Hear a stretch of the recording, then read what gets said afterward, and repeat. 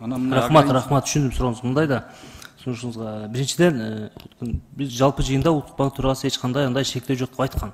Анда Улуттук банк төрагасы алдап койдубу? Азыр бардык жерде ушундай болуп жатат. Мисалы, бизге кайрылып жатат. Россиядан бирөө иштеп $1000 акча салган экен, $500 берип туруп, калганын сом менен 3 сом арзан кылып берип жатыр Айыл банк боюнча. Ош шаары боюнча. Бул не деген нерсе? Өткөндө айткан Улуттук банк төрагасы андай болбойт. Биз эч кандай чек койбойбуз, коюлган жок деп берген. Улуттук банк төрагасы алдап жатыптыр, же силер алдап жатасыңар да. Элди мындай дүрбөлөңгө салбаш керек да. Ал жакта өзү жоон тери менен иштеп, кыйналып, пештетер менен иштеп, акчасын салып жатса үйүндөгүлөрдүн. Үйдөгүлөр ошол акчаны алыш керекпи? Ошодон да акча жеп каласыңар силер. Ишинде болбосо иштегиле, болбосо кеткиле. Силер акчасын жебегиле силер анда.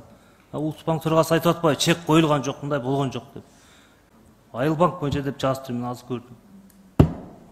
Улусат берсеңер жооп берип коебуз. Саламатсыздарбы? Максат Тержанов, зампредседатель Айыл банка. Азыркы убакта мен коллегам айткандай бизде ограничение жок. Азыр бизде деле сиздин сурооңуз боюнча, Ош обласу боюнча биз ушул кайрылууну карап тактап туруп, анан сизге толук маалымат берели. И плюс ошо клиент менен дагы өзүбүз Сиз дополнительно жооп берип атканда мындай тактап жооп берсеңиз, биякта коллегаңыз айтып атат. Болуп атат депчи.